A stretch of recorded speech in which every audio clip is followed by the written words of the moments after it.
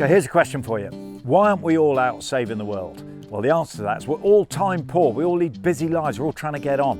And actually, all you need is two things. You need 2 legs, 2 hands, and 2 minutes. This is the 2 Minute Foundation.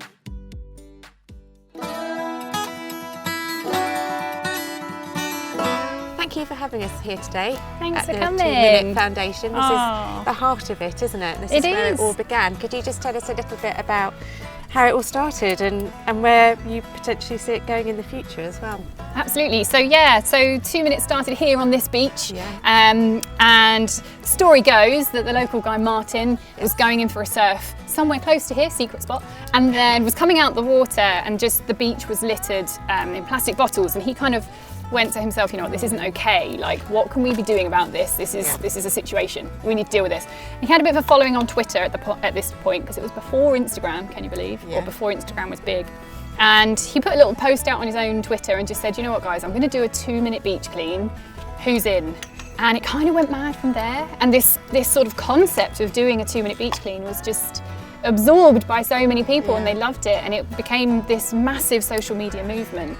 So fast forward sort of 10, 11 years and we're here now and we're a national charity, but we still very much honour our roots, which is here in Bude, and we have the base here for the beach school that we run out of here.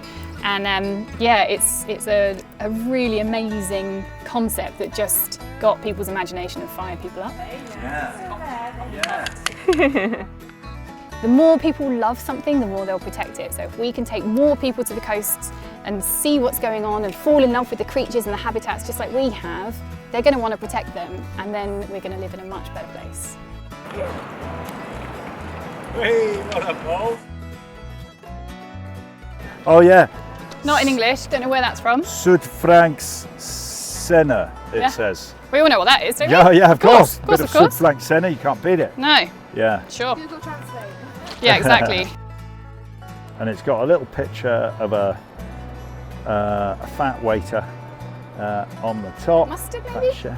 Yeah, it could be mustard. Yes, you're right. Of course. It's a lot of mustard. I'd never eat a burger without Sud-Franks Senna on it. In America, if they go off the coast of Florida, shoot seabirds at sea, let the seabirds go into the ocean with shotguns. So we get thousands of these. In one beach clean last month, I think we found 75 just here. No. Thousands of these wash up here. That shows what barbarians we still are, but also it shows that the plastic is telling us a story as well, isn't it? Because they're coming on the great ocean currents from a very long way away. And you can actually get quite a lot of information, can't you, from what you're picking up? Yeah, and I think that's what's interesting about the plastic here. There's still a lot of people that don't want to do a beach clean because they've got in their heads that they don't want to pick up after lazy people who've had their picnic at the beach and then just picked up and gone home. But actually, that's not what we're finding. Kind of no one's responsibility to pick this stuff up, which is kind of why it makes it everyone's responsibility, I think. Cool. So amazing day with the 2 Minute Foundation. And what they're doing is mobilising communities right the way around the coast of the UK. They started off with one 2-minute litter picking station. They've now got 1,400 around the coast. And do you know why that's important? So here we are in beautiful Bude, and these are the geological layers of time in the cliffs here. It's quite a special place in that regard. And this is like 300 million years old. Unless we mobilise, unless we start doing this on a regular basis, our layer will be a layer of plastic.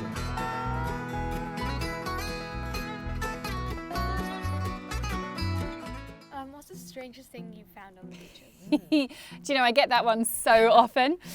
People have got this morbid curiosity about this, and yeah, there's so many weird things. The creepiest thing, though, I like to tell this story because it freaks everyone out. So obviously I do a lot of microplastic hunting, which is what we're doing here. So I go amongst the strand line and sort of get out the tiny bits. So I'm sort of, you know, facing the seaweed quite a lot, quite low down to the ground. And I was going through really carefully through the seaweed, because we have to be careful with seaweed. We know it's a really important habitat. So I was going carefully through the seaweed, and I moved a big chunk of seaweed out of the way, and I saw an eye, and I was like, that's an eye. And it was about, I'm going to show you, it was about this big, So the eye was like that, and there was on this patch, and I moved the seaweed, and I was getting more and more freaked out every single second, and it was a doll's head. Oh my goodness, but it looked so realistic and so lifelike. And then when I got it out, you know, half the hair was missing, and it was all discoloured and disfigured, and I just had a moment. I was on a beach on my own in the middle of nowhere, and I just thought, you know what, I think I'm done for the day. I think my heart is pounding. I'm done, I'm going to stop there. And that was definitely the most disturbing part.